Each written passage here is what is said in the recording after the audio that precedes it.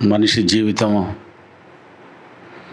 ఈ ప్రపంచం మీద ఉన్న జీవుల కంటే ఉన్నతమైనది, ప్రధానమైనది అని యాకోబు గారు రాస్తూ మొదటి అధ్యాయం 18వ వచనంలో గొప్ప మాట అన్నారు.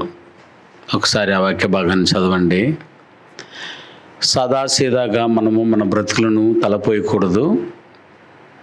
దేవుడు మాట్లాడుతున్న మాటలో ఉన్న పరమార్థాన్ని ఒకసారి చూద్దాం. మొదటి అధ్యాయం 18వ వచనం. ఆయన అంటే దేవుడు తాను ఏదైతే సృష్టించాడో వాటిలో మనమంటే పశువులమా, గేదెలమా, ఎవరమో, మనుషులమో, మనము ప్రథమ ఫలముగా ఉండునట్లు. చూడండి, ఆయన సృష్టించబడిన దానిలోనే మనము ప్రథమలు బాబు. మనము దేన్నో పెద్దగా ఊహించి మనల్ని తక్కువ చేసుకుంటూ దేవునికి ఉపయోగపడకుండా బతికిపోతూ ఉంటాము. అది పొరపాటు.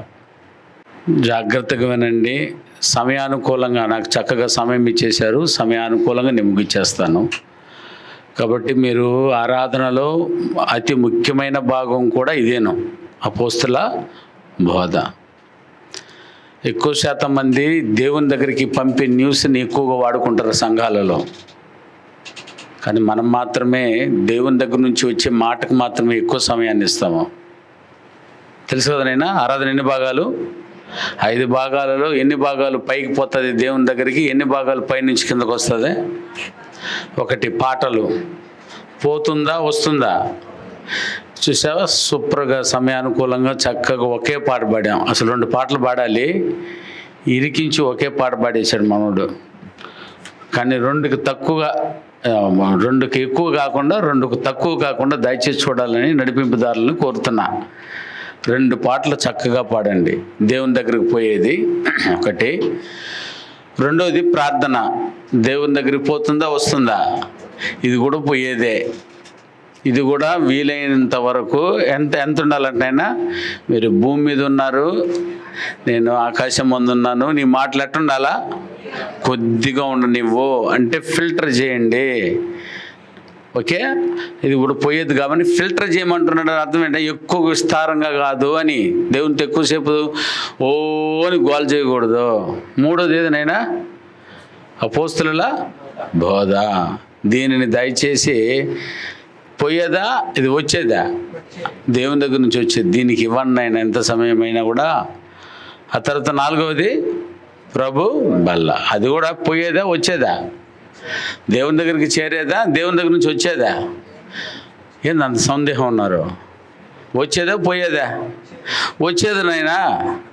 అది వచ్చేది కాబట్టి దానికి కూడా సమయం ఇవ్వండి. అందుకే ఒక నడిపింపు దాన్ని పెట్టాము. యేసు యొక్క మరణ సమాధి పునరుద్ధానాన్ని జ్ఞాపం చేస్తాము. తర్వాత 5వది కానుకలు. అదన్నా ఇది ఇవిడేమో ఇక్కడ నుంచి పోయేదా అక్కడి నుంచి వచ్చేదా? ఇక్కడ నుంచి పోయేది. సో 2 కార్యక్రమాలు మాత్రమే అక్కడి నుంచి వస్తుంది, మిగతా అన్నీ పంపేదే. ఎక్కువ సంఘాలలో పంపేదానికి ఎక్కువ సమయం ఇస్తారు, కానీ అక్కడి నుంచి దేవుని దగ్గర నుంచి వచ్చే మాటలకు వేరు. మనం అలా కాదు. ఎక్కువ సమయం దేనికి ఇస్తామనైనా? దేవుని దగ్గర నుంచి వచ్చే మాటలు. అది ఎందుకు చెప్తున్నామంటే, మనం ప్రథమ ఫలం ఈ సృష్టించినటువంటి సృష్టిలోనే మనుషులు అనేటువంటి మనము ఎవరట్నైనా ప్రథమ ఫలము అంటే మొదటి ఫలము, మొదటి భాగము, మొదటి అవసరము. మనం తప్ప ఈ లోకంలో ఉన్నటువంటి జలరాశుల్లో ఉన్నటువంటి జీవరాశులు కానీ, ఆరణ్యాల మీద ఉన్నటువంటి పురుగు దగ్గర నుండి ఎగిరే పక్షి దగ్గర కానీ ఏవంత దేవునికి ముఖ్యమైనవి కావు. అవన్నీ నీకు, నువ్వు మాత్రమే దేవునికి. ఎంత విలువైన బ్రతుకును చిందర వందర చేసేసుకున్నారట. అదే బాధపడు. అర్థమైందైనా, దేవుడు ఏదైతే కోరుకుని సృష్టించుకున్నాడో అది కలిగి ఉండకుండా పోగొట్టుకున్నాము. 6వ అధ్యాయము ఆదికాండము 12వ వచనం. దేవుడు చూసేవనైనా పరలోకము నుండి భూలోకమును చూచినప్పుడు లోకం చెడిపోయిందా? లోకంలో ఉన్న మనుషులు చెడిపోయి ఉన్నారా? మనుషులు చూసారు ఎంత బాధ వేస్తుందో. ప్రప్రదంగా ఉన్న వాటిని చెడిపోవాలనా? దేవునికే ప్రథమ ఫలముగా ఉండినట్లు చేసుకున్న మనుషులు ఇంకెంత విలువగా ఉండాలి? ఇదే చెడిపోయి ఉంది. అదే చెప్తున్నాడు ఆయన. లోకమును చూడగా లోకం ఏమైపోయింది బ్రదర్? చెడిపోయి ఉండెను. భూమి మీద సమస్త శరీరులు చూసారు నాయన. చెడిపోయి ఉన్నారంటే దాని అర్థం ఇది. లోకం కాదు చెడిపోయి ఉండేది, మనుషుల యొక్క ప్రవర్తన చెడిపోయింది. ఇప్పుడు వాళ్ళ మధ్య మనం ఉన్నాము. ఇప్పుడు చెడిపోయిన వారి మధ్య చెడిన వారముగా ఉన్న మనము, మేము చెడిపోయి ఉన్నామని గుర్తించిన వారు కొంతమందే. అది మీరు, మనం. గుర్తించిన వారు ఇంకా లోకమందే ఉన్నారు. చెడిపోయినటువంటి లోకంలోనే చెడిపోయినట్టే ఉన్నారు. నేను చెడిపోయాను అని అనుకోవటం లేదు, చెడిపోయి కూడా. కానీ మనం ఎప్పుడో చెడిపోయాము. దీని అంతేనా? చెడిపోయిన వారు చెడిపోయినట్టే బతికిపోవాలా అంటే లేదు. దేవుడు ఒక గొప్ప అవకాశం అని ఇచ్చాడు. అలా చెడిపోయిన వారందరూ దేవునికి దక్కక ఇంకా చెప్పాలంటే ఏమైపోయినారని చదివారు నేను లేఖన భాగంలో 30వ వచనం. ఆ క్యారెక్టర్ అంతా చదువుకుంటూ వచ్చి లాస్ట్లో ఏమయ్యారో 30వ వచనంలో చెప్తున్నాడు చూడండి ఆయన. రోమాపత్రిక 1వ అధ్యాయం 30వ వచనం. కొండెగాండ్రులను అంటే పైన చాలా చెప్పుకొచ్చేసాడు 28 నుంచి. కొండెగాండ్రులను, అపవాదకులను, దేవద్వేషకులను, హింసకులను, అహంకారులను, బెంకములాడువారును, చెడ్డవాటిని కల్పించేవారును, తల్లిదండ్రులకు అవిధేయులను, అవివేకులను, మాట తప్పువారును, అనురాగరహితులను, నిర్దయులనై ఉన్నారు. అండర్లైన్. ఇట్టి కార్యములను అభ్యసించువారు. అందుకని ఇప్పుడు మేము మాట్లాడుతుంది. చెడిపోయినారంటే అర్థం చచ్చిపోయారని. దేంట్లో? ఆ ఆత్మలో. శరీరం మాత్రం చక్కగా చూడు ఎంతెంత లావు ఉన్నామో, హ్యాపీగా ఉన్నాము శరీరంలో. కానీ ఆత్మలో మాత్రం చచ్చిపోయాము. ప్రథమ ఫలంగా ఉండేటట్టు చేసుకున్న దేవుడు అదిగోనైనా ఈ లోకాన్ని చూసేది తన హృదయాన్ని నొచ్చుకునేంత స్థితికి దిగజారిపోవడం గల కారణం ఏదంటే, మీరు పైన చదివినటువంటి క్యారెక్టర్ అంతా చచ్చిపోయింది. దేవుని దగ్గర ఉన్న క్యారెక్టర్లు అన్నీ పోయాయి. అందుకే లాస్ట్కి ఏమని చెప్పేశాడంటే, ఇట్టి కార్యములను అభ్యసించువారు మరణమునకు తగినవారు. అంటే చచ్చిపోయారు. ఆత్మీయ మరణము. బ్రతికి ఉన్నావన్న పేరు మాత్రమే ఉంది, కానీ నువ్వు ఆల్రెడీ మృతుడివి. అంటే ఆత్మలో చచ్చిపోయారు. సార్ అంతేనా సార్? మేము సార్ ఇది రాసింది రోమాలో ఉన్న అన్యజనులకు కాదు, రోమాలో ఉన్న క్రీస్తు సంఘ సభ్యులకు రాసినటువంటి మాటలు. ఇట్టి కార్యములలోనే లిస్టులో చదువుతూ వచ్చినప్పుడు మనం చదివినటువంటి మాటల్లో ఈర్ష్య చూసారా? ఈర్ష్య చేత నిండుకునిన వారై. ఈర్ష్యకు అపారమైన అర్థం ఎందులో నుంచి పుట్టుకొచ్చింది లేదా ఎందులో నుంచి పెరుక్కొచ్చామనంటే మత్సరము. మత్సరముయు లేకయు పగటి యందు నడుచుకున్నట్లు దయచేసి నడుచుకోండి. మరణమునకు తగిన వారిగా ఉన్నటువంటి వారందరి దగ్గర దేవుడు కోరుతున్న మాట. మరణానికి భయంకరమైన హేతు ఏదైనా ఉంది క్రియ అని అంటే అది ఏ మత్సరము. మత్సరములో ఉన్నటువంటి ఈర్ష్యయే. అందుకే ఈర్ష్య ఎంత భయంకరమైన క్యారెక్టర్ మనము గత ఆదివారము సుదీర్ఘంగా దాన్ని ఆలోచన చేయడం జరిగింది. మనలో ఉండి కూడా కనబడకుండా మనల్ని నాటికి చంపేస్తున్నటువంటి ఓ భయంకరమైన క్యారెక్టర్ ఏదైనా ఉందంటే అది ఈర్ష్య. చూసారు? అన్నదమ్మని చూస్తే తమ్ముడికి ఈర్ష్య, తమ్ముడిని చూస్తే అన్నకి ఈర్ష్య, మామను చూస్తే బామర్దికి ఈర్ష్య, అక్కను చూస్తే చెల్లికి ఈర్ష్య, వదిలిని చూస్తే మరదలకి ఈర్ష్య.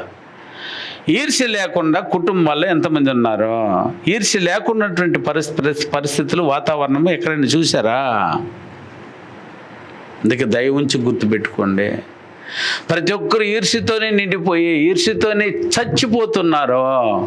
మేమేంటి చేస్తాం సార్ అంటే, ఈర్ష్య చంపుతుంది బాబు. ఈర్ష్య ఎంత భయంకరమైనదట ఆయన పరమగీతంలో చెప్తుంది. 8వ అధ్యాయము పరమగీతములు 8వ అధ్యాయము 6వ వచనం మరొకసారి జ్ఞాపం చేసి ముందుకు వెళ్తాను. అది ఎంత భయంకరమైనదో దయవుంచి ఆ క్యారెక్టర్ మనకు వద్దునైనా. మా చెల్లె కదా కట్టుకుంది, మా అన్నే కదా కట్టుకున్నాడు, మా అన్నే కదా చేశాడు, సరే మన పక్క సహోదరుడే కదా తిన్నాడు. ఓ నో నాయన నో నో. ఇది ఎంత భయంకరం ఉందో చెప్తున్నాడు. ప్రేమ మరణమంతా బలమైనది. ప్రేమను చూసావా, చచ్చిపోజేస్తుంది, చంపేస్తుంది. ప్రేమ అంటే ఉంటే మనిషికి ఎవరికైనా ఉంటే వాడు చచ్చన పోవాలా, అది చంపాలా, లేదు అని అంటే అది అబద్ధము. అంటే మీరు నిజంగా అంతవరకు ప్రేమించలేదు. సరే, ప్రేమించేవారే చెప్తూ ఉంటారు, నీకు ప్రేమ అంటే తెలిస్తే కదా అంటే. అవును, ఎందుకంటే అది అంత భయంకరమైనది. ప్రేమ ప్రాణముని ఇవ్వగలదు, ప్రేమ ప్రాణాన్ని కూడా తీసేయగలదు. ఎందుకంటే మరణం అంత బలమైనది. ఇది ఎంతదో ఈర్ష్య బా. ఎంతనైనా ప్రేమను ఎత్తుకోపోయి దాంతో పోల్చిన మరణం దగ్గర ఆపాడు దాన్ని. మరణము తర్వాత ఉన్న లోకానికి తీసుకెళ్ళేది ఏదైనా ఉందని అంటే, ఇప్పుడు చెప్పండి అది ఎంత భయంకరమైందో. పాతాళం అంత భయంకరమైనది, కఠోరమైనది అన్నాడు. దానికి ఎందుకు కఠోరమైనదో వివరణ కూడా ఇచ్చాను. అయినా నా సోదరులు కొంతమంది కొత్తగా కనిపిస్తున్నారు కాబట్టి వారి కొరకు రిపీట్ చేస్తాను. ఎంత కఠోరమైనదంటే, పాతాళం మన మీద జాలి చూపదు, అందుకే అది కఠోరమైనది. ఎంత కఠోరంగా ఉన్నావే అని అంటామనంటే, మన మీద వాళ్ళు ఏం చూపరు నాయనా, జాలి చూపరు. పాతాళం కూడా జాలి చూపదు, నిన్ను కరుణించదు అది. అందుకే దాని గురించి వెళ్ళమన్నాడు. పాతాళం ఎవరిని విడిచిపెట్టదు. పాతాళ వశము కాకుండా బ్రతుకు నరుడు గలడా? ఎవరైనా ఎవరెవరు ఉన్నారని చేసాం యెషయా గ్రంథంలో పోయి, మహాగనులు, అందులో స్టార్లు, పెద్దలు, రాజులు అందరూ దానిలో పోయి మూలుగుతున్నారు తల్లి, ఒక్కరు కూడా తప్పించుకోలేదు. ఇంకో చెప్పనా, యేసుక్రీస్తు వారిని కూడా విడిచిపెట్టలేదు. అది యేసుక్రీస్తు వారిని విడిచిపెట్టలేదని అంటే నువ్వు నేనెంతనైనా జాగ్రత్త. పాతాళము కర్ణ కఠోరమైనది, ఎందుకంటే అది జాలి చూపదు, అది ఎవరిని విడిచిపెట్టదు. అందుకు కారణమే ఈర్ష్య. అందుకని దయ ఉంచి ఈర్ష్య కూడా చూసావా, ఈర్ష్యకున్నటువంటి క్యారెక్టర్ ఏదంటే ఎవరి మీద దయ చూపదు. అది ఈర్ష్య ఏం చేయడానికి ప్రయత్నిస్తుంది నాయనా, వచ్చిందే దొంగతనం చేయడానికి. నువ్వు ఎంత మంచోడు వాడికి ఎందుకు, అది ఏం కావాలి వాడికి, ఎంత మంచోడైతే అంత ఉపయోగకరం వాడికి. అర్థమవుతుందా? అలాగే ఈర్ష్య కూడా ఎవడబ్బా అని చూస్తూ ఉంది, గర్జించు సింహం వల్లే మింగి వేయడానికి. ఇంత భయంకరమైన క్యారెక్టర్నా పెట్టుకొని మనం ఊరేగుతున్నాము. ఇంత పెద్ద ఈర్ష్యను పెట్టుకొనేసి పక్క భార్య, ఇంత పెద్ద ఈర్ష్యను పెట్టేసుకొని పక్క భర్త, ఇంత పెద్ద ఈర్ష్యను పెట్టుకొని పక్క అన్న పక్కనే, ఇంత పెద్ద ఈర్ష్య పెట్టుకొని చెల్లెలు, ఇంత పెద్ద ఈర్ష్య పెట్టుకొని చూసాను భార్య భర్తలు కూడా ఈర్ష్య, కొడుకు కూతురికి ఈర్ష్య, తల్లిదండ్రులకి ఈర్ష్య, ఈర్ష్య ఈర్ష్య. అందుకేనైనా ఇంత భయంకరమైన క్యారెక్టర్ని చంపుకోవడానికి ఏదైనా మందులు లేవా? మందులు ఏదైనా రోగం లేని ఏదైనా మందు లేని రోగం ఏదైనా ఉందని అంటే అది ఈర్ష్యను. ఈర్ష్య వచ్చి ఏం చేసేస్తుంది సార్ అంటే ఏమో రోజు రోజు రోజు రోజుకి నేనేం చేస్తుంది నైనా, అది చంపివేస్తుంది. ఇది కలిగి ఉంటే రోజు రోజుకి నువ్వు లావైపోతున్నావు, రోజు రోజుకి నీకు పరలోకం దగ్గర అయిపోతుందని అంటే ఒక్కొక్కరిని కొట్టి తెప్పినా దేన్నే, ఈర్ష్యనా. ఇంత కఠినంగా బోధించేవాడిని అది మీకు ఉపయోగపడేది అంటే మీ గడ్డం పట్టుకోను నేను, మీ కాలు పట్టుకొని కూడా ఎక్కిచ్చేస్తాను దాన్ని. రివర్స్లో ఆలోచించండి, మీకు ఏది ఉపయోగకరమో దాన్ని మీ కాళ్ళు పట్టుకొని మీకు అందిస్తూ ఉన్నాము. నా ప్రియులరా, మీకు ఏది ఉపయోగకరం కాదో అది గడ్డం పట్టుకున్నాడు బ్రతిమలాడుతున్నావు, వదిలేదాన్ని. నువ్వేం చెప్పేది, నేనేం వినేది అని అనుకుంటే నువ్వు సంఘానికి దూరం అయిపోతావు, దేవుడికి దూరం అయిపోతావు, తోబుట్టులకు దూరం అయిపోతావు, ప్రపంచానికి దూరం అయిపోతావు, నిత్య నరకాగ్నికి వెళ్ళి చేరిపోతావు దేవుణ్ణి విడిచిపెట్టేసి. అంత భయంకరమైన ఈర్ష్య. అందుకని దయ ఉంచి దాన్ని విడిచిపెట్టేసేయండి. దాన్ని విడిచిపెట్టడానికి నేను ఏం చేయాలని నువ్వు అడిగితే ఎన్ని ఉపాయాలు ఉన్నాయి, అన్ని ఉపాయాలు మీకు చెప్తున్నాము. అదే పాఠము కూడాను. సో ఈర్ష్య ఎలాంటిదనంటే స్వభావములో భయంకరమైన స్వభావము. స్వభావం అంటే తెలుసు కదనైనా, స్వభావం అంటే అలవాట్ల యొక్క మొత్తము. అలవాటు అంటే పనిని పదే చేస్తే దాన్ని ఏమంటామైనా అలవాటు. అలవాటుల యొక్క మొత్తము స్వభావము. స్వభావాల యొక్క మొత్తము వ్యక్తిత్వము. మిమ్మల్ని తట్టేవారు లేదురా. ఇది పాట. అడుగుపోగలిసింటే ఈ నిర్మాణాన్ని అడిగిరాపండి, బయట ఎవరి దగ్గర ఉందేమో. అందుకు మిమ్మల్ని బ్రతిమలాడుతుంది ఏంటంటే దయ ఉంచి ఇది మంచి క్యారెక్టర్ అయితే కాదు. చర్చికి వచ్చి పాట పాడేసా, అది తర్వాత విషయము. నువ్వు క్యారెక్టర్ వదులుకుంటే 1,00,000 పాటకు సమానం. ఒక ఈర్ష్యను వదిలేస్తే నాయన దేనికి సమాసం తెలిసేది ఏనైనా ఒక 70-80 సంవత్సరాల ఆరాధనకు ఇది సమానం. ఒక్క ఈర్ష్యను వదిలేసానంటే 70 ఏళ్ళు నువ్వు ఆరాధనకు పోయినట్టు. ఈర్ష్యను వదలకుండా నీ 70 ఏళ్ళు చర్చికి పోయినట్టు. ఎందుకు 70 ఏళ్ళు చర్చికి నువ్వు పోయింది? దేవుడు పో, అక్రమము చేయ వాళ్ళరా నేను నిన్ను ఎరగను. అందుకని దయ ఉంచి అట్టని ఆరాధన వద్దన్నాడు, నేను ఇంట్లో నుంచి ఈర్ష్య వదులుకొని అట్టంతా అనబాకనైనా అన్నా. మనసులు అపార్థం చేసుకోబాకండి. దానికి మొదటి మెట్టే ఇది. ఆరాధనలో దేవుడు నీకు నేర్పకపోతే నువ్వు ఎట్ట వదులుకుంటావు దాన్ని. అందుకని ఈర్ష్యకున్నటువంటి భయంకరమైనటువంటి విషయమును మనము దయచేసి చించి పారేద్దాము. అటు ఉన్న వారందరూ ఏమయ్యారో, అటున్న వారందరి యొక్క పరిస్థితులు ఏమయ్యాయో చూద్దామని చెప్పి గత వారం ఆపి వెళ్ళాను. గుర్తుందనైనా? అందుకని ఈ స్వభావముగా మారిపోయింది. ఊరికి వదలదు నిన్ను. ఎంత నూరిపోసినా ఆ స్వభావం మళ్ళీ పోయి వెనక్కి పోయి అట్ట ఉంటారు నాయన. ఏది పెద్దవాళ్ళు చెప్తారే, కుక్క తోక వంకర. నువ్వు ఏది దెబ్బలు తీసుకొచ్చి కూడా నువ్వు పుత్తూరు కట్టుకుడు కట్టు, దానికి ఎన్ని రోజులు కట్టిపెట్టినా కట్టుకునే ఉంటుంది. అది నేరుగా కనిపిస్తుంటుంది. తర్వాత నువ్వు విప్పేస్తే ఏమైపోద్దా? దాని పేరే స్వభావము. దాని పేరు ఏంటైనా స్వభావం. రాదు.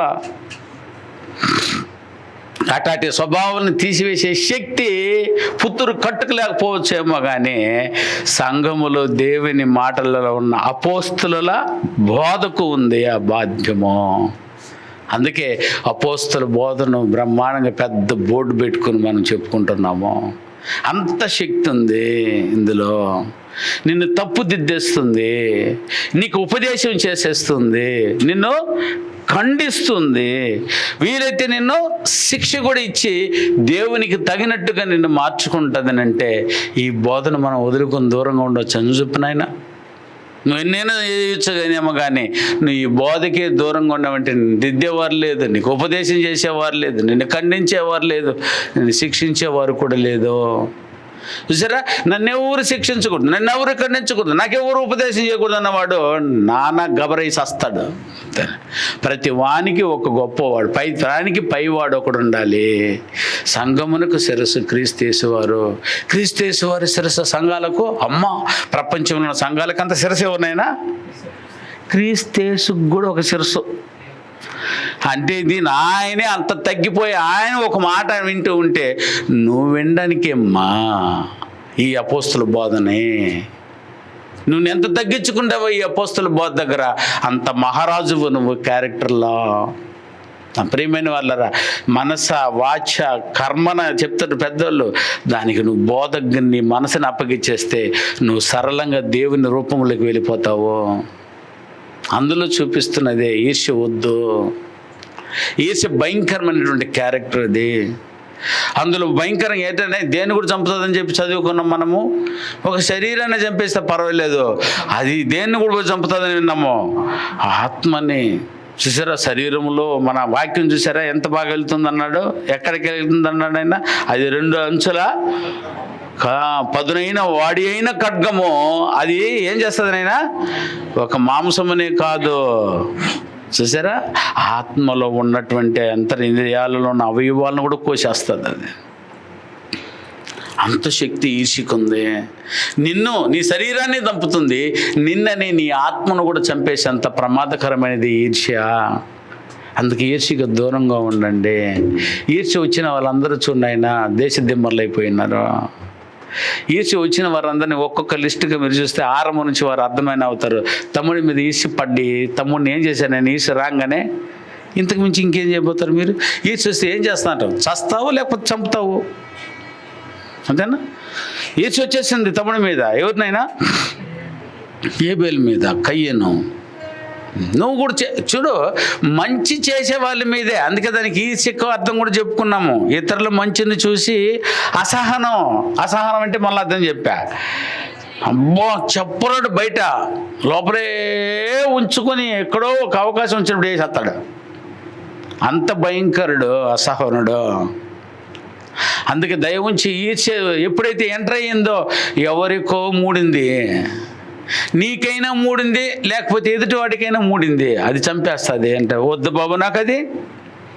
ఎప్పుడైతే నీ సోదరునో నీ సహోదరినో ఎవరినో చూసి నీకు ఈర్ష్య పుట్టిపోతుంది, అమ్మా ఇది పెద్ద ప్రమాదంలోకి తీసిపోయేటట్టుందని చెప్పి అక్కడే ఒక్క నిమిషం ఆగి అట్టే మోకరించుకొని, దేవా దయచేసి ఈర్ష్యను నా దగ్గర నుంచి తీసేయి, నేను మంచి చూపే చూడనే, నా సోదరి మరి నేను మంచి చూపు చూడనే.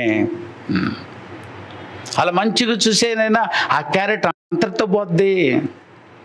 ఈ క్యారెక్టర్ మంచిది, కలిగి ఉండని, చేయని, ఉండని. చూసారా, తమిళనాడు అట్టుడికిపోతుంది దేని చేత తెలుసా మీకు? ఈర్ష్య. చూసారా, ఈర్ష్యతో ఒక దేశమే ఒక రాష్ట్రమే అట్టుడికి పోతూ ఉంది నాయన. ఈర్ష్య కారణం ఏమి? గెలిచినాడు, వాడేవో ఉన్నాడు, వాడికి ఎందుకు ఇవి? చూసారా ఎంత ఘోరాతి ఘోరం అయిపోతుంది చూడండి ఆయన.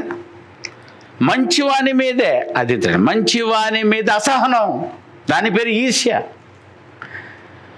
వద్దు, ప్రపంచాలు కూడా మూట కట్టుకుపోతాయి. ఇప్పుడు రాష్ట్రం పోలేదు, రాష్ట్రం నుంచి దేశానికి పోద్ది, దేశం నుంచి ఎక్కడికి పోతానైనా ఇంకా ప్రపంచానికి పోద్ది. ఒక చిన్న వ్యక్తి దగ్గర, ఒక ఇంట్లో ఒక వ్యక్తి దగ్గర పుట్టినటువంటి, వ్యక్తిగతంగా పుట్టినటువంటి ఈర్ష్య ప్రపంచాన్ని తగలబెట్టేస్తుందంటే ఎంత భయంకరమైందనైనా చెప్పు. అందుకే తమ్ముడిని చూసావా, ఒక దేవుడు ఆశీర్వదించిన వ్యక్తిని నరికేయడమేందైనా, అది ఎంత భయం ఉండాలి చెప్పు జనైనా. దావీదు ఎన్నిసార్లు భయపడ్డాడు తెలుసా? ఎందుకంటే వాడు దేవుని చేత అభిషేకించబడిన వ్యక్తి. అమ్మ బాబోయ్, నేను దాకున వాడిని ఎన్నో అవకాశాలు వచ్చినాయి చంపడానికి. ఈర్ష్యను చంపుకున్న ఏకైక వ్యక్తి దావీదు. ఒక అద్భుతమైనటువంటి క్యారెక్టర్ నేను అతనిది. శుద్రుకని ఈర్ష్య వచ్చినప్పుడు వెంటనే అలా తగాలి. తన చేతిలోనే చంపగలిగినంత అవకాశం ఉంది. గుహలో ఆయనను చూసే పోయి ఖడ్గాను కూడా తీసేసుకున్నాడు. ఖడ్గం తీసి ఏనైనా చెంగును కోసిన వాడు, ఏనైనా కప్పుకున్న శాల్వాను కోసినాడు. ఆ పీకను పోయడం ఎంతసేపు నాయనా? అసలు దావీదుకు కత్తి పట్టాడని అంటే దావీదు కంటే కత్తి తిప్పేవాడు ఎవడు లేడు ఈ లోకంలో, అంతేనా? అట్లాంటి ఆయన్ని కూడా ఈర్ష్యను గిల్లి పడేశాడే. మనం ఎంతనైనా ఆఫ్టర్ మన పనికిరాండి మన ఈర్ష్య, అది దేనికి పనికిరాంది మన ఈర్ష్య. అటు ఈర్ష్యతో వచ్చే రాజాని అవుతామంటే కాదే, దేశం తప్ప ఇంకేం పనికిరాదు అది. అందుకని దయ ఉంచి చూడు. ఒక అన్న హేబేలు అన్న తమ్ముళ్ళలో ఉన్నటువంటి ఈర్ష్య మరణం దాకా తీసుకువెళ్ళింది. వద్దు. మరొక ఈర్ష్యను ఒకసారి లేఖన భాగంలో చూద్దాం. సమూయేలు మొదటి గ్రంథం 18వ అధ్యాయం. అది నీకు మాటతో చూస్తేనే మీకు అర్థమవుద్ది. 18వ అధ్యాయం 8వ వచనం. ఈ మాటలు సౌలునకు ఇంపుగా ఉండనందున చూడు, అది ఆడ బైబిల్ భగ్యాన గ్రాంధికమునైనా చూసారా, నువ్వు విని దాన్ని తప్పుగా చదివేసుకున్నావంటే అయిపోయినవాడ. ఉండినందున అన్నావంటే అయిపోయింది అక్కడ. డి కాదు, డా. డా చదవకపోతే డి అయిపోతావు నువ్వు. అదేనా? అక్కడ చూడు ఎంత బాగుందండి. ఈ మాటలు సౌలుకి ఇంపుగా ఉండనందున అతడు బహు కోపము తెచ్చుకొని, అండర్లైన్ ఏంటైనా కోపము తెచ్చుకొని అంటే దాని పేరే అదయ్యా బాబు, అసహనం. అసహనానికి అర్థమే అది. నైనా ఓర్పు లేకపోవడము, నేను సహించే మనస్థితి లేకపోవడం దాన్ని ఏమంటారు అసహనం. అసహనం ఎందులో నుంచి వచ్చింది? ఈర్ష్య నుంచి. అర్థమవుతానైనా?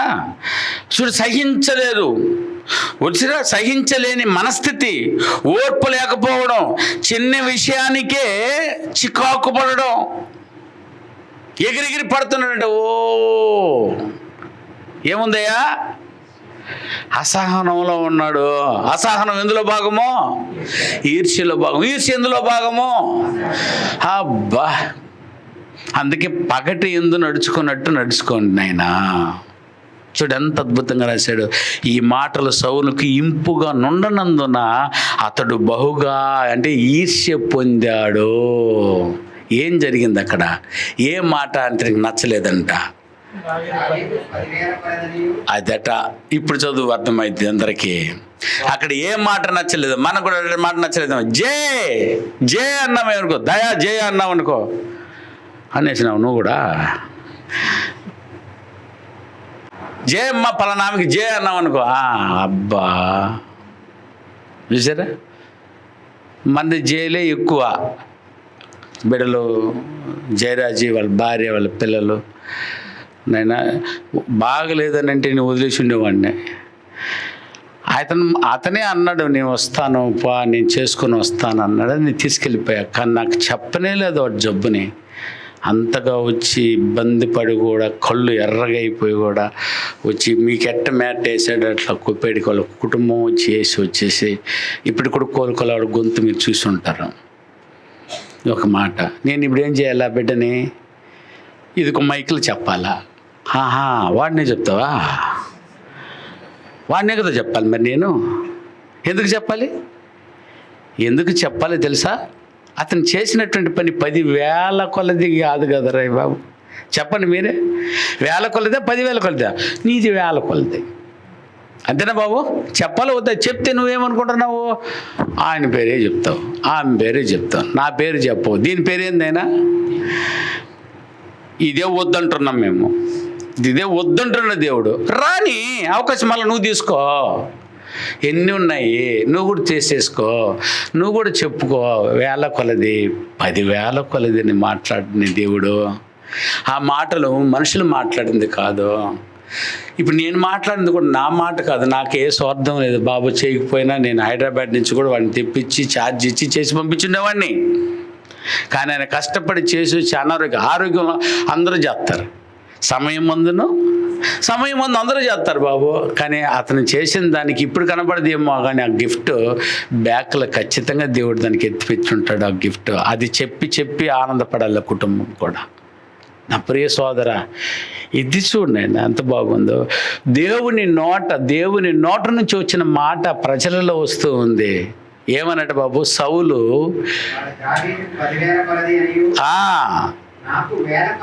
నాకు వేలే, వాడికి 1000 కొలదా 10,000 పెద్దదా? 1000 అంటే అయిందైనా 1000. 10,000 అంటే 10 అంతస్తులు ఎక్కువ. ఎవరికంటే ఎవరికంటే ఎక్కువ? ఇద్దరు ఎవరినైనా వాళ్ళు, సౌలు దావీదు. ఎవరికంటే ఎక్కువ? సౌలు కంటే దావీదు ఎక్కువ. రాజా దావీదా? అప్పటికి ఎవరు రాజా? మరి ఎట్ట మీరు ఎక్కువ అంటారయ్యా? నిజంగా చెప్పండి, ఎవరు ఎక్కువ? సౌలే ఎక్కువ యాక్చువల్లీ. ఎందులో? ఆయన రాజు. అర్థమైందా? కానీ దేవుని దగ్గర మాత్రం వాడు దావీదు కంటే చిన్నవాడే. చూసారా? మనం ఎంతైనా కూడా అన్నిట్లో కలిగి ఉండొచ్చు, ఆస్తులు ఉండొచ్చు, అంతస్తులు ఉండొచ్చు, బలంలో ఉండొచ్చు, అందచందాల్లో కలిగి ఉండొచ్చు. కానీ దేవుని దగ్గర దోచుకున్న మనసు ఒకటి చూసావు, వాడి దగ్గర నువ్వు పేదోడివే. నువ్వు ఎంత కలిగి ఉండినా దేవుని పనిని చేసే బిడ్డ, దేవుని సైనికుడు చెప్పాలంటే ఎవరు? దావీదు. ఎన్నేళ్ళు? వయసులో చిన్నోడు, పదవులో చిన్నోడు, డబ్బులో చిన్నోడు, మేకలు మేపుకునేవాడు. ఇన్నింటిలో ఉన్న వాడికి ఒక్కసారిగా ఇంత పెద్ద పేరు వస్తే ఈర్ష్య ఇంకేం వస్తుంది అన్నా? వచ్చారా? ఎవరికి సహా? ఈ మాట అదే నచ్చలేదు అక్కడ. చూసారా? ఆయన వేల కొలది, దావీదు 10,000 కొలది. ఏంటైనా పాటే పాడేశారా? ఎంత ఎంత పాట కట్టాడు గిద్దు నన్ను పెట్టుకునే వాళ్ళు. ఒకసారి చూడైనా పాట కట్టి పాడేస్తున్నారట. అంటే ఏ రాగంలో పాడినారు? రాగం పేరు కూడా దొరుకుతుంది. కీర్తనలో పోయి వెతికితే ఆ రాగం పేరు కూడా రావచ్చు. ఆ రాగంలో పాడుతున్నారు. సౌలు 1,000 కొలది, దావీదు 10,000 కొలది. అంటే ఎన్ని మ్యూజిక్లు పెట్టి పాడినారు ఏమో. ఒళ్ళు సెర సెర సెర సెర సెర అంటుంది. ఎవరికినైనా అది. అందుకట బ్రదర్ చదువు. కాబట్టి నాటి నుండి సౌలు దావీదు మీద విపరీతమైన ప్రేమ పుట్టుకొచ్చును. ఉందనైనా అక్కడ ఇదేనైనా ఈర్ష్య వచ్చేసిందంటే ఏ రోజైనా వాడి మీద నువ్వు పగ తీర్చుకోవడానికి ఆశపడతావు. నువ్వు ఫ్రెండ్ కూడా ఒకే కంచం, ఒకే మంచం, ఒకే బెడ్, ఒకే ఇదని అంటారు ఊరికే. ఈర్ష్య వచ్చేసిందనంటే నువ్వెవరు నేనెవరుమో. అంత భయంకరమైనది ఇది. ఒకరోజు అవకాశం కొరకు ఎదురు చూస్తూనే ఉన్నాడు. ఈర్ష్య వచ్చిన వాళ్ళందరూ అవకాశవాదులు. వారు ఏ రోజైనా అవకాశం తీర్చుకోవడానికి ఎదురు చూస్తారు. అయ్యో ఇన్ని రోజులు నా ఫ్రెండే ఎన్నో మేలు చేసి ఉండొచ్చు నాయనా, అయినను దాన్ని చిటికలు మర్చిపోయే చేస్తుంది ఇది. ఏదేది? ఈర్ష్య. ఇన్ని మేలు చేశాడా? బాలేవాడు. నాకంటే పేరు వాడికి వస్తుంటే చూసా అట్ట విషయం జిమ్కొచ్చేస్తుంది. ఏం చేయడానికి పైకి పూనుకున్నాడు. ఈర్ష్య లోపల పుట్టుకొచ్చేసింది. మాట నచ్చలేదు. ఏం చేయాలనుకోండి? చదువున కింద మరునాడు ఏదైనా దేవుని యొద్ద నుండి ఏమ్మా దేవుని దగ్గర నుండి కూడా దురాత్మ వస్తుందా? పరిశుద్ధాత్మ కదే. అందరికి తెలిసింది పరిశుద్ధాత్మ వస్తాడని. అరే ఎర్రోడా, ఒకసారి పాఠం అర్థం చేసుకోరు నాయన. నువ్వు దేవునికి ఉపయోగపడితేనే పరిశుద్ధాత్మ వచ్చేది. నువ్వు దేవునికి విరుద్ధంగా ఉంటే యేసుక్రీస్తు శిష్యుడికే దిగితే అర్థమైందైనా. యేసుతో ఉన్న క్యాషియర్ మీదే దిగితే నువ్వు నేనెంతనైనా ఎంత ఎంత భయంకరంగా చీల్చిపారేస్తుందో. అభిమానం పెంచుకుంటూ ఉంటావు వ్యక్తి మీద, బోధకుని మీద అభిమానం పెంచుకుంటారు కొంతమంది, ఏదైనా విశ్వాసాల మీద అభిమానం పెంచుకుంటారు కొంతమంది. జాగ్రత్తగా ఉండాలి మీరు. వెంటనే దేవుని దగ్గర నుంచి ఏ దిగే ప్రమాదం ఉంది భయంకరంగా. వచ్చి వారు సత్యమును నమ్ముకున్నట్లు, వారు అబద్ధమనే నమ్మునట్లు మోసం చేసే శక్తి మీలో వచ్చి దిగి తాండమాడుతుంది. అది ఇప్పుడు ఆడుతోంది. ఎవరి మీదకి వచ్చిందట? ఎంత రహస్యంగా పనిచేస్తుంది చూడు. నేను ఇప్పుడు అది వచ్చి లోపల ఆ ఈర్ష్యకు మరో పేరే ఇక్కడ లేఖనం ప్రకారం ఈర్ష్యకు మరో పేరే దురాత్మ. చూసారా? దురాత్మతో వచ్చితేనే ఆ తర్వాత చూపు కూడా మారేది. ఇంతసేపు ప్రేమకు చూసే కళ్ళు ఇప్పుడు ఒక తేడాగా చూస్తారు. చూసారా? ఆ విషయపు చూపే వద్దునైనా. నువ్వు నన్ను చూడకపోయినా పర్వాలేదా? చూసారా? నువ్వు చూడకపోవడమే దండం నీకు. నువ్వు ఆ చూపు చూపి నన్ను చంపేదానికంటే ఏ చూపట కింద చెప్పబోతున్నాడు. ఏ చూపు? విషయపు చూపుల విషయం కూడా ఉంటుందా? ఇచ్చిన పాలల విషయం ఉందని భార్యని ఏదో కొట్టేసినాడు. ఉప్పు ఏదో తక్కువ ఉందని కొట్టాడు. ఉప్పు కూడా తక్కువ ఉందని కొట్టకూడదా? ఉప్పు కరెక్ట్గా అయ్యా. నువ్వు నాకి చూడవు, నేను నాకిన తర్వాత నీకు దెబ్బలే. అది నువ్వు కరెక్ట్గా నాకి తర్వాత నేను మంచి మాట చెప్తాను, చెడ్డ మాట చెప్తున్నానా? నీ ఒళ్ళు దగ్గర బాగుండే మాట నేను చెప్తే వినరు మీరు. అది వచ్చి అదే తిట్టాడబ్బా, లేదో కొట్టాడు, ఓకే. చాలాసేపు మోర్చుకొని కూర్చొని ఉన్నారు. ఆ తర్వాత కాఫీదా అన్నాడు. ఎట్ట మాట కలపాలి కదా పాపం, మాట్లాడదాము, ఒట్టిగా ఏడుస్తుందని కాఫీ తెచ్చి ఇచ్చింది. సారీ, నిన్నట్టు అనకూడదు, ఉండకూడదు, నేను అట్టు కొట్టి ఉండకూడదు, సారీవే, నేను అడగంగానే కూడా కాఫీ తెచ్చి ఇచ్చినావని కాఫీ నోటి దగ్గరికి ఎత్తుకోబోతున్నాడు. ఆ పాపో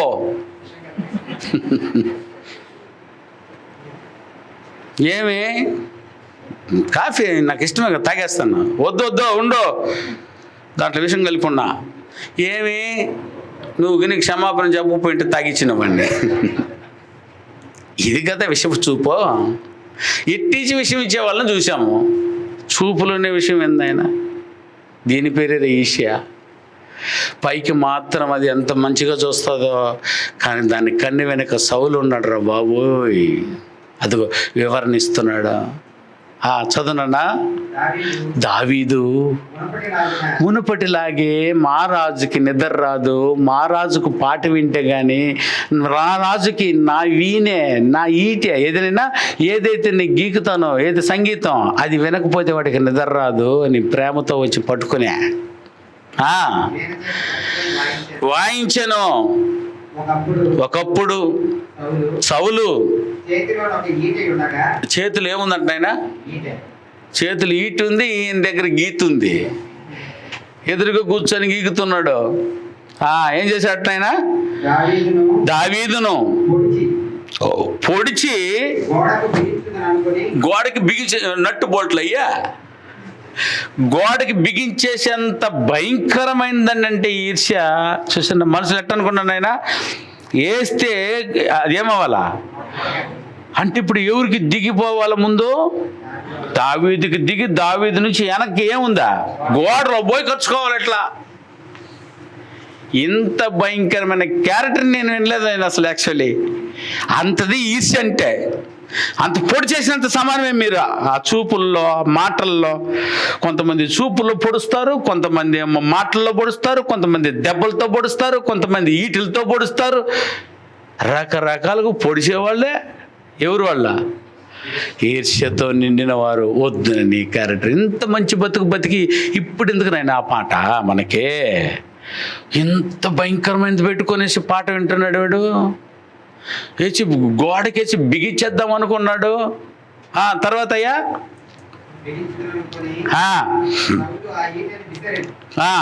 విసిరాడట, విసిరేసాడు కూడా. ఈయన మహా విద్య కలిగినాడు. ఎందుకంటే ఎవరున్నారు ఈ లోపల? ఆయన లోపల ఎవరున్నాడు? ఆయన లోపలేమో పరిశుద్ధాత్మ దేవుడు, వీని లోపలేమో దురాత్మ. పరిశుద్ధాత్మ ఊరుకుంటాడా? ఎత్తుకు పై ఎత్తులేగా, అంతే ఈజీగా తప్పించేసుకున్నాడు. ఒకటి అయితే అది తగలకుండా దావీదు 2 మార్లు తప్పించుకొనెను. బా యెహోవా తనని విడిచి దావీదునకు తోడేంటి. ఇది ఎంత పెద్ద మ్యాటర్ నాయన, ఇది ఎంత సులువుగా అర్థమైపోయింది సౌలుకి. దురాత్మ ఉన్న వాళ్ళందరికీ అర్థమైపోతుంది వీడి దేవుని బిడ్డ, అరే వీడి మాటను దేవుడు వింటున్నాడు, మనకు కూడా అర్థమైపోతూ ఉంటుంది. బాగా అర్థమైంది మీకు? దేవుని మాట సౌలు సమూయేలు ఆయన సమూయేలు అని పిలిచినప్పుడు సమూయేలుకి వినపడతా ఉంది. పక్కన పడుకున్న ఎవరికి వినపడలేదా? ఏం గురువు గారు నన్ను పిలిచారా అని ఏలి దగ్గరికి వెళ్ళి మాట్లాడినప్పుడు, అవునారా బాబు ఎవరు మాట్లాడుతున్నారు? ఇప్పుడు ఎవరికి అర్థమవుతున్నాయినా? యాజకుడితో మాట్లాడలేదా? మాట్లాడు. చూసారా? అట్టాటి శిష్యుడు ఉండండి నాయన, అట్టాటి విశ్వాసులు ఉండాలి.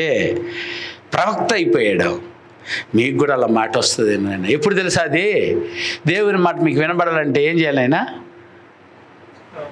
ఇప్పుడు సమూయేలుకి వినబడింది, దావీదుకి వినబడింది. ఇది వాటి విషయాల్లో ఎదుటి వాళ్ళకి అర్థమవుతుంది. అట్టాగు దేవుడు మాట, నీ మాట వినాలి, నీ పక్షంగా నిలబడాలంటే ఏం ఉండకూడదు నీ దగ్గర. అందుకే నేను చెప్తుంది, ఏం కావాలంటే ఈర్ష్య వద్దు. ఎప్పటికీ దేవుని దూరంగా ఉండేది ఈర్ష్య ఉంటే ఉండండి నైనా. ఈర్ష్యతో ఉన్నట్టు దేవుడితో దూరం అయిపోతారు, తొందరగా అయిపోతారు. చూసారు ఎంత ఘోరమో? అందుకే దయచేసి చూడు, అతని ఎవరున్నారని తెలిసిపోయిందంటే ఇడికి యెహోవా తనని విడిచి దావీదునకు తోడై ఉన్నాడని చూచి అదేటన్నా చిన్న భయం అనేది భయంకరమైన భయం, శిక్ష ఖచ్చితంగా వస్తుంది. నా ప్రియమైనటువంటి వాళ్ళారా, నా బాధ ఏంటంటే దావీదు కూడా ఒకరోజు ఇలా ఏడ్చాడు, నా ఆత్మను సరే నీ ఆత్మను నా యొద్ద నుంచి తీసివేయకు అని ఏడ్చాడు. ఒకనాడు సౌలు దగ్గర నుంచి ఆత్మ ఎవరికి వచ్చేసింది? ఆయన దావీదుకు వచ్చేసింది. దావీదు కూడా ఈర్ష్య కలిగిన వాడిగా మారిపోతే దావీదు దగ్గర నుంచి కూడా పరిశుద్ధాత్మను బయట వెళ్ళిపోయే ప్రమాదం ఉంది. ఈరోజు నీ దగ్గర కూడా ఇంత అనర్గళంగా ప్రార్థన చేస్తున్నావు, ఇంత అనర్గళంగా పాట పాడుతున్నావు, ఇంత అనర్గళంగా వెళ్ళి సువార్త చెప్తున్నావు, నాయనా నీ దగ్గర నుంచి కూడా దేవుడు దూరం అయిపోయే ప్రమాదం ఉంది. నీ దగ్గర నుంచి కూడా దేవుని ఆత్మను తీసివేసేంత ప్రమాదం ఉందంటే ఆ ప్రమాదం ఎందులో ఉందనంటే ఈర్ష్య వచ్చేసిందంటే దేవుడు లేటు నీ దగ్గర ఇంకా. అందుకని నెమ్మలంగా ఉండు, నీది మాత్రమే చూసుకో, నీకు దేవుడు ఏమి ఇచ్చాడో అదే చూసుకో. ఎదుటివాడికి ఏమి ఇస్తున్నా దాన్ని బట్టి నువ్వు అసూయ పడకు, నువ్వు ఈర్ష్య తెచ్చుకోబాకు, నువ్వు మనశ్శాంతి లేకుండా సావుబాకు. అది దేవుడు అతనికి ఇచ్చింది, అతను దీవించబడని, అతను ఆశీర్వదించబడని. చూసారా, మంచి మాటలు పలుకు, నువ్వు దీవించబడుగాక. ఒకరికంటే ఒకరిని ఏం చేయండి అయినా ఘనతగా ఎంచుకోండి. ఎంత బాగుంది. అందుకని నా ప్రియమైనటువంటి 3 ఫ్లోర్లో కూర్చున్నటువంటి నా సోదరి సోదర, ఈర్ష్య వద్దు. అది పాతాళమంత భయంకరమైనది, ప్రాణాలను సహా తీయగలిగినంత ఘోరమైనది. ఇంకా చెప్పనా, దేవుని దగ్గర నుంచే దూరం చేసేసే భయంకరమైన ఆయుధం అది. వద్దు. గర్వం, అహంభావం, దాన్ని రెచ్చగొట్టేది ఈర్ష్య. ఎస్తేరు గ్రంథం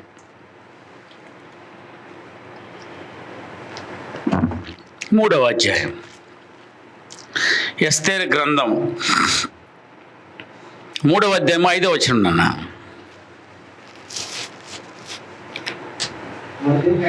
మొద్దుకై వంగకయు నమస్కరింపకయు నుండుట హామాను చూసినప్పుడు బహుగా కోపగించి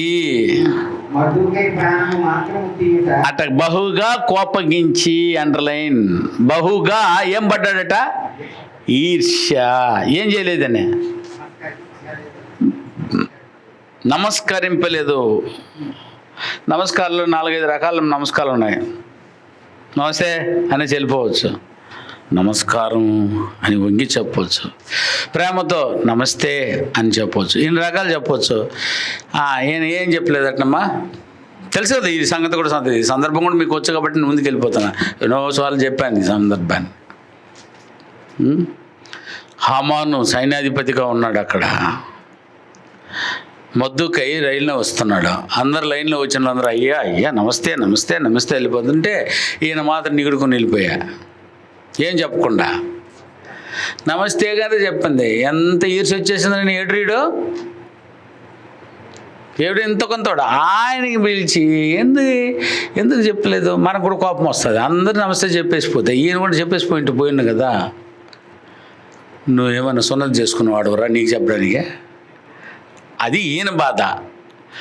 అర్థమైందా? నాకు పాయింట్ అర్థమైందా? నువ్వేమైనా దేవుని బిడ్డవా, నువ్వేమైనా గొప్పవాడివా? సైన్యానికి అధిపతి అంతే. నువ్వు అన్ని లింగాల్లో ఒక నువ్వు బోడి లింగం నువ్వు, అంతేనా? కానీ నాకు అది కాదు ఇప్పుడు కావాల్సింది. నాకు దేవుని బిడ్డ కావాలి. నిన్ను వచ్చిన పని ఏం తెలుసా? నిద్రపోతుంది అమ్మే. మా అమ్మే వచ్చి ఇక్కడ, అర్థమైందా, వచ్చి బ్రహ్మాండంగా సోకు దొరికింది, సొమ్ము దొరికింది అని లోపే హ్యాపీగా నిద్రపోతూ ఉంది.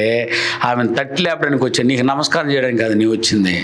అంతే. నేను అది పెద్ద నేరం అయిపోయింది. నమస్కారం చేయలేదంటే అతని మీద ఈర్ష్య తెచ్చుకొని తొందరగా వడివడిగా అతని మీద అల్లికలు అల్లి ఈర్ష్య ఎంత చేస్తుంది తెలిసినైనా భయంకరమైన అంతస్తులు కట్టేస్తుంది. లోపల కట్టేసుకుని రాజు దగ్గర పర్మిషన్ తీసుకునేసి గొయ్యి దొవ్వి గొయ్యిలో కాదు నాటి వాడిని కట్టే కాల్చి పట్టే బూడిద చేసే అంత భయంకరమైన ఈర్ష్య. రెడీ అయిపోయింది గుంత, రెడీ అయిపోయింది, మొత్తం రెడీ చేసేసారు. ఇంక కట్టేసి ఇంక కాల్చి పడేసి అతన్ని. కానీ ఏర్చి తిప్పి కొడుతుంది ఒక్కొక్క విషయంలో అన్న విషయం తెలియదు వీడికి. అర్థమైందా? ఎందుకనంటే వాడు దేవుని బిడ్డ. ఓకే, వెంటనే దేవుని దగ్గర నుంచి వర్తమానాన్ని అందుకున్న ఎస్తేర్ రాజుకు అందించి విషయాన్ని తెలుసుకొని అదే గొయ్యిలో ఎవరిని పెట్టారనైనా హామాను తీసుకొచ్చి పెట్టడం జరిగింది. ఈర్ష్యకి ఎంత పెద్దనైనా. అందుకనైనా నేను చిన్న మాట పెద్దోళ్ళు చిన్నోళ్ళు లేదా మీకు? పెద్దోడే నీకు నమస్కారం పెట్టేది. వీరి దగ్గర ఆ పాఠం నేర్చుకోవాలి మనం. ఏదైనా చిన్నోడివి నువ్వు పోతా, పెద్దోడు ఎదురు వచ్చినాడా వందనాలని చెప్పేసి పోతా ఉండు, బాగుంటుంది. నువ్వు నిగుడుకోని ఎందుకు పోతావు? అందుకే గొయ్యి దాకా తెచ్చుకుంటావు నువ్వు. అందుకని పెద్దోళ్ళు దయచేసి పెద్దోళ్ళకి చిన్నోళ్ళు ఏం చేయండి. అయినా అప్పుడు ఆయనే పెద్దోడు, అప్పుడు నాకెవరు చేస్తారు? నీకు చిన్నోడు వస్తాడు, ఉండు, నీకు తొందర ఎందుకు? వెనకెవరు వస్తున్నారైనా? నీకంటే చిన్నవాళ్ళు వస్తారు. ఎన్ని రోజులు ఉంటాం? నేను ఎన్ని రోజులు ఉంటాము? పుసుకుపోతాము. నెక్స్ట్ పిల్లలు వస్తారు, వాళ్ళకి వందనాలు చెప్పండి. ఇప్పుడు వాళ్ళు నాకు వందనాలు చెప్తున్నారు. అటు వాళ్ళకి వచ్చిన తర్వాత వాళ్ళకంటే చిన్నవాళ్ళు మీరు వస్తారు, మీకంటే చిన్నవాళ్ళు ఇంకోవాళ్ళు వస్తారు. వస్తూనే ఉంటారు. నీకు వందనాలు అయితే కొదవలేదు. అమ్మానో దీంత మాత్రం దానికి చంపేస్తారా బాబు నువ్వు? ఈర్ష్య కదా. అందుకని ఇది రావడానికి గల కారణం ఏంటంటే ఈ రోజుల్లో ఉన్నటువంటి భయంకరమైనటువంటి ప్రాబ్లం యూత్ది ఏదంటే ఇదేనో. ఎంతసేపు నమస్కారం చేస్తాడని తిరిగాడు ఒకడు లెక్చరర్. అంత దూరం తెచ్చుకోకూడదు నాయనా. అంత దూరం నీకే ఎందుకు అంత అహమో? నీకో ఎంత తగ్గించబడతావో. ఇప్పుడు నమస్కారం పెట్టకపోతే వాడు ఎగ్జామ్లో చూసుకుంటాడు. అదే కదా అయినా, అది కదా హామాను కూడా చేసింది.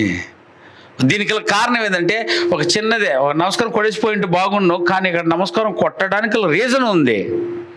వాడెవరు కాదు, సున్నతి చేసుకున్నవాడు కాడు. స్థానిక సంఘంలో ఉన్న వాళ్ళందరూ సున్నతి చేసుకున్న వాళ్ళమేగా, ఆత్మ సంబంధమైన సున్నతి కలిగిన వాళ్ళం, బాప్తిసం పొందిన వాళ్ళం. పెద్ద చిన్న ఉన్నారు. ఫస్ట్ బ్యాచ్ ఉంది, దానికి పేరే పెట్టాం. First batch, second batch, third batch, 12, 13, 14 బ్యాచ్లు. వాళ్ళు ఒకరికొకరు సత్కరించుకోండి, ఒకరికొకరు గౌరవంగా ఉండండి. ఏం రాదు? ఈర్ష్య రాదు. నువ్వు గిని చెప్పకపోతే ఈర్ష్య వచ్చేస్తుందమ్మా. పెద్దవాళ్ళకి గిని చిన్నవాళ్ళు చెప్పకుండా పోయినారంటే మీరే దారి తీసిన వాళ్ళు అవుతారనైనా. దేనికా? లేనివాడు గుడిచ్చిన వాళ్ళు అవుతారు మీరు. అందుకని పోయేలోపు, ఆరాధన అయ్యేలోపు పెద్దవాళ్ళకి చిన్నవాళ్ళు ఖచ్చితంగా ఏం చేయండి. అయినా చిన్న వందనమే కదా పోతున్నాం. సార్ వాడు రిసీవ్ చేసుకోడు సార్, రిసీవ్ చేయకపోతే మళ్ళీ నీకు వచ్చేస్తుందమ్మా. అది తెలుసా నీకు? వాడు రిసీవ్ చేసుకోకపోతే తిరిగి నీ వందనం నీకే వచ్చేస్తా. నీకేం ట్రబుల్ ఏంటి? అట్టని వాడు చెప్తే నేను చెప్తాను, పెద్దోళ్ళు మీరు అట్ట ఉండబోకనైనా. పెద్దోళ్ళు అంటేనే ఏం తెలుసు అర్థమో అదేనా? పెద్దోళ్ళు అంటేనే అన్నిటినీ సహించగలిగిన వాడు. అంతకేనా వాడు ఏం మూడ్లో వచ్చినాడో, వాడేం బాధలో పోతున్నాడో కనబడ్డావు, చెప్పకుండా పోయి ఉండొచ్చు, గుర్తించకపోయి ఉండొచ్చు, ఏదో ఆయన బాధ లేదు వెళ్ళిపోయి ఉండొచ్చు అని అనుకోకూడదు పెద్దోళ్ళు. బిజినెస్ మీటింగ్ పెట్టి బ్రదర్ తొందరగా తేల్చేద్దాం వాళ్ళని. ఏంటైనా ఇవి? అప్పుడు నీకు పెద్దరికమే లేదు. వద్దా, నువ్వు కూడా పెద్దరికంగా ఉండు. నువ్వు ఎంత పెద్దరికంలో ఉంటావో అంత చిన్నరికం దగ్గర నీకు మర్యాద దొరుకుతుంది. ఇది పాఠాన్ని నేర్పిన హామాను ఏనైనా మొద్దుకై దగ్గర దొరికినటువంటి మహాజ్ఞానం ఇది. స్థానిక సంఘంలో ఉన్నటువంటి వారు ఈర్ష్య రాకుండానికి ఇట్లాంటి కారణాలు ఎన్ని ఉన్నాయి. అయ్యా ఇది హమ్మింగ్ వస్తూనే ఉంది నాన్న. రైట్ నన్ను ఒకసారి మళ్ళీ అపోస్తుల కార్యములు కొత్త నిబంధనలు చూద్దాం. చూడండి, అపోస్తుల కార్యములు 5వ అధ్యాయం 17వ వచనం. అపోస్తుల కార్యములు 5వ అధ్యాయం 17వ వచనం. ప్రధాన యాజకుడును అతనితో కూడా ఉన్నవారును అనగా సద్దూకైల తెగవారును లేచి, అండర్లైన్ చేయండి ఈ మాటను. నేడు సంఘాల్లో జరుగుతున్నది ఇదే మా బాధ. మత్సరముతో నిండుకొని, అంటేనైనా ఈర్ష్యతో నిండుకొని అపోస్తులను బలాత్కారంగా పట్టుకొని పట్టణపు చెరసాలలో తీసుకుపోయి ఉంచారు.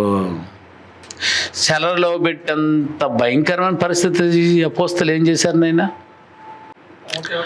సరసాలలో తీసుకుపోయి పెట్టి సరసాలలో చంపేంత భయంకరమైన పనులు ఏం చేశారు? సత్సువార్తను చెప్పినందుకే.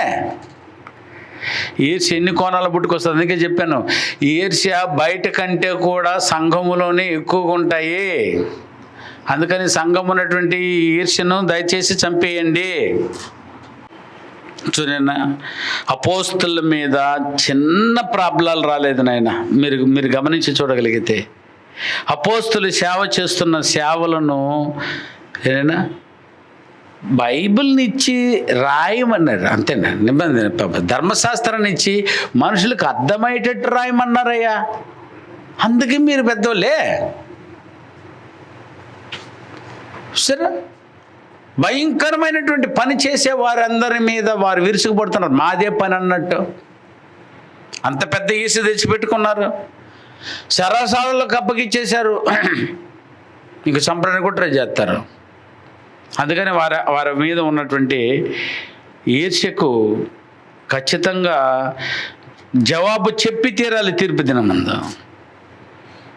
అదే చూడైనా అపోస్తల కార్యం 13వ అధ్యాయము 45వ వచనం మీద పౌలు బర్నబా మీద ఆ యూదులు, ఆ యోధా మత ప్రవిష్టులు, పెద్దవాళ్ళు అందరూ కూడా ఉన్నారు. చూడనైనా యూదులు అదిగో ఒకరోజు వచ్చారు, బాగా సూపర్గా ఉందని చెప్పి పట్టణం అంతా చెప్పేశారు. రెండో వారానికల్లా ఇంకా ఎక్కువ మంది వచ్చారు. మూడో వారానికల్లా మొత్తం నిండిపోయారు. ఇది చూస్తూ ఉంటే వీరికి ఏమొచ్చేసిందో చెప్తున్నారు ఇక్కడ. యూదులు ఆ వచ్చిన జన సమూహాన్ని పౌలు బర్నబా మాట్లాడుతున్నటువంటి ప్రసంగాన్ని విని వచ్చిన జనమును చూసి అండర్లైన్ మత్సరముతో నిండుకొని దూషించుచు పౌలు చెప్పిన వాటికి అనేనా అడ్డము చెప్పిరి, అంటే ఆటంకము చేసిరి. నిన్న చెప్పినప్పుడు ప్రసంగం బాగుందన్నారు. ఫస్ట్ వారం చెప్పినప్పుడు చూశారైనా అదే మత ప్రవిష్టులే, పెద్దలే ఏం చేశారైనా వచ్చి సమాజ మందిరానికి రావడం. వీళ్ళకి ఎక్కడ ఇది ఇక్కడ జరుగుతుంది? ఏ సంఘంనైనా ఇదే ప్రయాణం. మొదటి ప్రయాణం ఎవరెవరు? పౌలు బర్నబా. మొట్టమొదట ఏ ఊర్లో దిగినారు? కుప్ర వదిలేసేయండి. కుప్ర వచ్చిన తర్వాత ఎక్కడ దిగారు? పెరిగేలో దిగి ఓడరేవులో దిగి ఎక్కడికి వెళ్ళారు? అంతియోకియా. ఓకేనా? ఇక్కడ ఒక అంత్యోక ఉంది కదా, ఆ అంత్యోకలకు వచ్చి వాక్యం చెప్తున్నారు. అక్కడ జరిగిన సందర్భం ఇది. అక్కడ వాక్యం చెప్తాడు వచ్చి సమాజ మందిరంలో పోయి కూర్చున్నారు.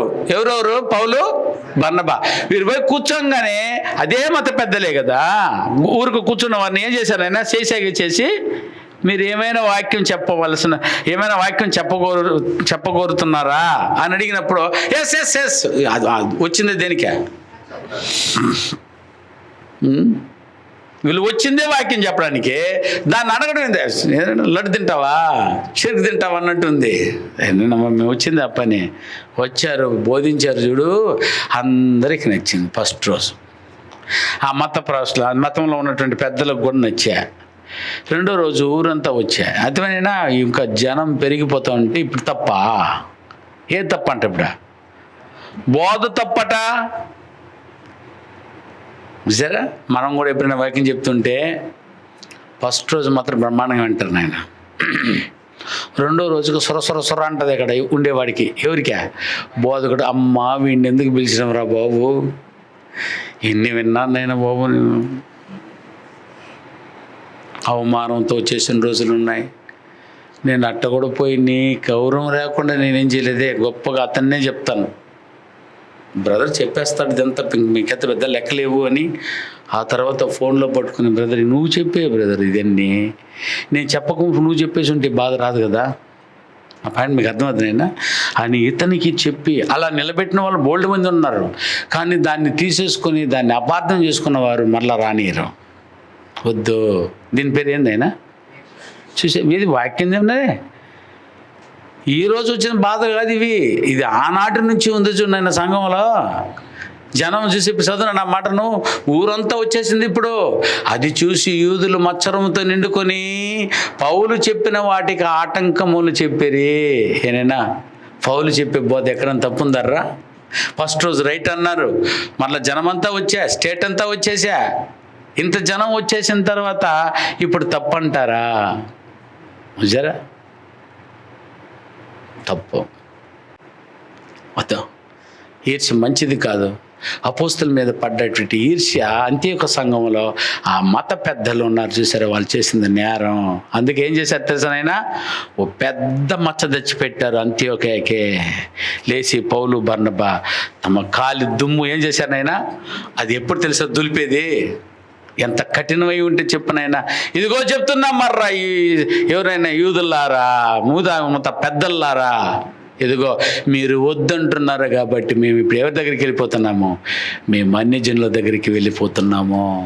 మొట్టమొదటి అన్యజనుల దగ్గరికి సువార్త వెళ్ళడానికి గల కారణమే అది యూదా మత ప్రవిష్టులు, పెద్దలు. సరేనా?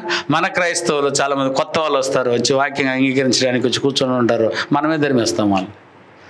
వచ్చిందే వాడికి మనం మైకి ఇవ్వాలి. పాపం వచ్చిందే వాడిని మనము ఏదైనా మీ దగ్గరికి మీరు ఎట్టున్నారో అట్లా చేయాలని ఆశపడతా ఉంటాము. కొత్తవాడు కదా నాయన, కొత్తవాడిని ఏం చేయాలి మీరు చెప్పండి నాయన. మీరందరూ ఇప్పుడు నేనంటే ఏం తెలుసు, మీకు మీరంటే నేను తెలుసు. ఇప్పుడు కొత్తవాడిని కదా మనం చేర్చుకోవాలి, కొత్తవాడికి అవకాశం ఇవ్వాలి. నన్ను వదిలేసి నిన్న మొన్న లేదు సార్ వాడు వచ్చిందే వాడికి ఇచ్చేసి, అది అంత జ్ఞానం లేదా? దీని పేరు ఏంటి? ఈర్ష్య. నువ్వు రక్షిస్తే తెలుస్తుంది. నిజమేనా? అటు ఆలోచించే వాళ్ళు ఒకరిని మీరు తీసుకొచ్చి కూర్చోబెట్టండి, ఒక్క ఆత్మను రక్షించండి. అప్పుడు ఆ కష్టమేందో వర్తమేందో తెలుస్తుంది. అప్పుడు ఎలాంటి వాళ్ళ ప్రయారిటీ కొత్తవాడికి ఇవ్వాలి. కొత్తవాడిని తీసుకొచ్చి తొందరగా మీతో కలిపంత వరకు వాడికి అవకాశాలు ఇవ్వాలి. వాడికి అర్థమైపోతుంది, ఓహో ఇప్పుడు పెద్దవాళ్ళు ఉన్నారు, చిన్నోడు ఆయన తర్వాత చేద్దాంలే అట్టని. కొత్తగా వచ్చిన వాడికి మనం అవకాశం ఇచ్చేటప్పుడు అది మీరు కూడా దాన్ని సహించాలి. ఇవన్నీ పాటలు బాబోయ్. అందుకని నా ప్రియమైన వాళ్ళారా, ఈర్ష్య భయంకరమైనది. ఇది అపోస్తుల దగ్గర ఆగింది. సంఘం దగ్గరికి వచ్చే పాఠం ఇంకా పెద్దగా ఉంది. సంఘంలో ఉన్నటువంటి ఈర్ష్య ఇంతంతది కాదు. అది వర్ణించుకుందాం, అది చెప్పుకుందాం. అది చెప్పడానికి ముందు ఇవన్నీ చెప్పుకుంటున్నాయి. ఓకేనైనా? వచ్చే ఆదివారం కూడా 9 గంటలకు రావాలి. రాను రాజు గుర్రం గాడిద అవ్వకూడదు. రాజు గుర్రం ఇంకా బలవాలి. ఫస్ట్ రోజేమో 9 గంటలకు వచ్చి 9:05 కల్లా స్టార్ట్ చేస్తే, ఈ రోజు అయ్యగారు ఏమో నా 9:20కి ఇచ్చా. అటు కాకుండా కరెక్ట్గా 9 గంటలకే ప్రారంభించుకుందాం, తొందరగా వదిలేద్దాం. ఓకేనైనా? దేవుడు మిమ్మల్ని, మీ కుటుంబాలను ఈర్ష్య లేకుండా దేవుడు తోడే నడిపించాలని ప్రేమతో ఆ దేవుని కోరుకుంటూ ముగిస్తున్నాను. Thank you.